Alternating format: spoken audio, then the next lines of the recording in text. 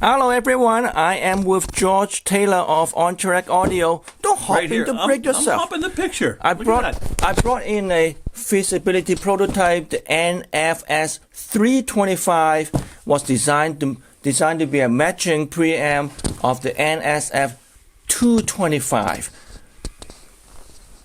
And after 4 hours of listening session, we have concluded what we're going to say of the following. Not that it's going to make a whole lot of sense, but we'll do our best. Yeah. So first of all right, let's talk about the difference between a feasibility prototype and a beta testing prototype. A feasibility prototype is to prove a concept. I have a concept of making this preamp using combination of solid state, passive device, and tube to make it sound to combine Real tube. Yep. To combine with the NFS225, which is a full solid state, semi-single-ended power amp, 25 watt. It's not single-ended, but somehow quasi single-ended. 25 watt full solid state amp in the combination to make it sound exactly like SET, but without the disadvantage of SET. Financially, physically, and sound-wise. Yep. And after 4 hours of listening this afternoon, I say, I think I have achieved my goal. I don't know what you think. I think you've achieved the goal. I mean, it's lush and it's warm and it's rich. I mean, it just sounds really cool. It sounds for all the world like a single end triode with maybe just a little bit more kick and definition and power. Yeah, that's the maybe, if I may say, that's the weaker link of the SET. Yep. But because SET is famous to be lush and warm and right. Very, very smooth and rich in the mid-range. And mellow, but sometimes lacking in energy and rhythmic engagement. Yep. Yeah. And that's what this has that I think anyway puts it just a little bit beyond a classic sounding SET amplifier. But it does kind of out of the box combination, out of the box thinking. I have banned some rules of audio, the traditional rule of audios, and I dare to say it's not easy to understand in the beginning, but if you don't understand, you can still understand how to use it. And it's just, I'm going to say this, it's not everybody's cup of tea, and it's also not everybody can actually learn enough or I'm trying to push this without going too far, is you just have to keep yourself with really, really open-minded. If you have a blank mind, that's actually good, because I have pushed this beyond some limit of audiophile. acceptable audiophile. What? No. It's beyond. Some of it is beyond acceptable classic audiophile boundaries. Well, I try not to say but that. Who cares? I try not to say that. Well, who cares? Because the problem, the good thing about that is, it's gone some of the, you've broken some of the rules, and it still produces it does produce really good music, and that's the whole point. Because I have to break those rules to actually achieve this. If I keep on thinking about the same thing with using the same rule, I can't go that far. No. I don't know how I'm going to go that far without breaking any rules. No, the whole point is to break rules responsibly or not. Depends on what rules. Yeah. Electrical rules? No. Physics? I ban. Yeah. Audiophile rule? I don't break it, I throw it away. Yeah. So let's talk about this. I mean, there's a couple of really interesting things. Now it's your turn to hold the microphone. I'm taking the camera off from your tripod. Why? What's wrong with my tripod? So I can do a close up. Oh, okay. Do that then. Do we have any like sound effects for coming closer? Okay.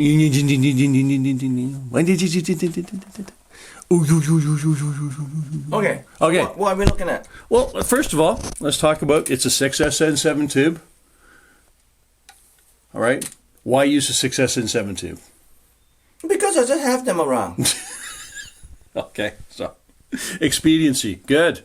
Always good. And it's reliable. Okay, it's widely available, reliable, Yep. proven performance, proven sound performance, Yep. physical performance. Fairly inexpensive. Yep, and now that's another thing. SET, you have to replace tube almost every year, and those tubes are expensive. Yeah.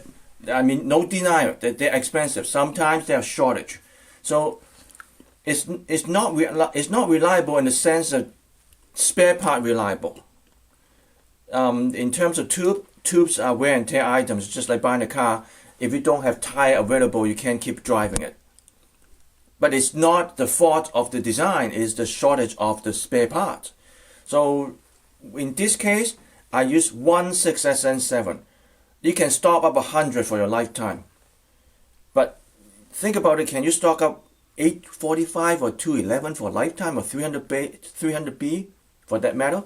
And if you want to roll tubes, you're rolling 6SN7. But I don't know how many people actually roll tubes with this preamp because there's so much adjustment you can adjust on the fly. Yep. Well, let's talk about the adjustment. So back here, we have a level control. And this, we've been all afternoon, we've been calling it the GUI control, right? And we mean gooey in terms of the sense of lushness and warmth, and like the type of gooey that you would get. Pizza? Pizza, the cheese, pull cheese. You have when you take off a slice, the cheese is pulling away from it. It's gooey, and then the lava cake. Yeah, the lava cake with a nice rich chocolate middle. That's the type of gooey. We're talking about appetizing gooey. We're not talking about it's so hot on the pavement that your running shoes are sticking to the concrete and making a mess, right? Yeah, or some crazy glue gone wrong. Yeah, crazy glue gone real wrong. So like not gross gooey, but nice gooey. Like the whole point of single end triode is warmth and lushness, and you can adjust that here. Now what you have to do is you have to balance this control with the use of the volume control, because the more gooey you add, the less gain you've got. So you've got to turn the volume control up a little bit here to make up for it. With what do we talk? What? Oh, you can see me. Yeah, hey, look at the camera. Oh, I'm sorry. I thought you still had the camera just down there. No. Okay, so anyway, you're going to have to, when you adjust this control back here to get more gooey sound, you don't have to when you adjust back here, right here, here's the microphone's there too, so you can see it better. All right, when you adjust this, you have to adjust this also, all right, because more gooey equals less volume. Now, with this amplifier, that's not a problem if you're using fairly high efficiency speakers. What we're using here today is a pair of Heretic AD614s. They're 97%, it's 97% great, 97 dB efficient or sensitive, and they actually work. This preamplifier is the preamplifier that makes these sound fantastic. Interestingly enough, we've used these before with this amplifier, and they've sounded good, but today, with this, they sound excellent. And the other thing back here, let me pull in. Here, pull in. Come on. Here we go. We're going to look at this. Because what we can do with this is we can actually run this amplifier, this preamplifier, we can run it off of the power supply of the NFS225 power amplifier. So what are you gonna call that? Integrated separate system, and that's a concept, but that concept has been applying to full source day preamp, full source day power amp. I have done a couple video on that one. I will put the link down there so people can have a little bit more idea what I was trying to do. And you have heard my integrated separate system in my toy house, and I'm applying the same concept into this preamp and power amp. So the real cool thing here is now we've got a series of controls. We can adjust how tubey and warm and lush it is. Okay, we've got an output volume control. With the NFS225, we then have a volume control on the amplifier itself, and we also have damping factor control. Damping factor control for the output. For the output devices, yeah. So you can adjust your level of warmth and lushness. You can adjust how your speakers react in terms of damping factor. Okay, you can put it at max, you can lower it. A lot of high efficiency speakers like a slightly lower damping factor. So or a very much lower damping factor. So you've got adjustments you can make that can allow you to set your desired level of tubiness, so to speak. It's a little complicated, but it sounds complicated. But once you actually start twiddling with dials and stuff like that, it's not complicated at all.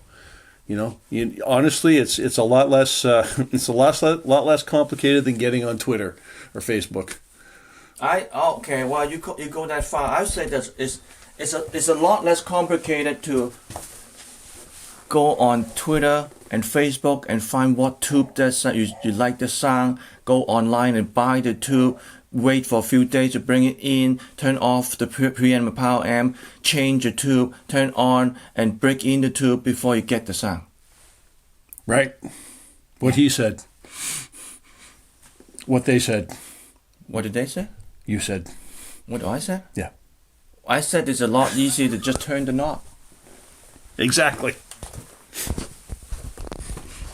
So basically it's a lot easier to just turn a few knobs than tube rolling. Yep. A lot cheaper, lot faster. Well, and a lot more effective too, because if you bring in a new tube, there's no guaranteeing that it's going to give you what you want, right? You may not get exactly what you want. With this, you can buy pretty much any tube and adjust it to be exactly what you want it to be. It's almost like a master engineer. If you want to change the sound, turn the knob, not changing the tube. Yep.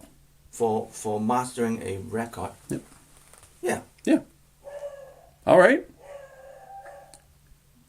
Well, sounds like my dog's angry at something. Maybe we better go find out what coyote he's barking at now.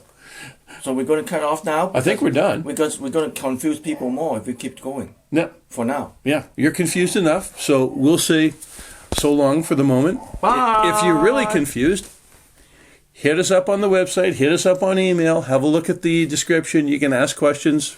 We'll answer them as best we can without confusing you. He answered as best I can without confusing me.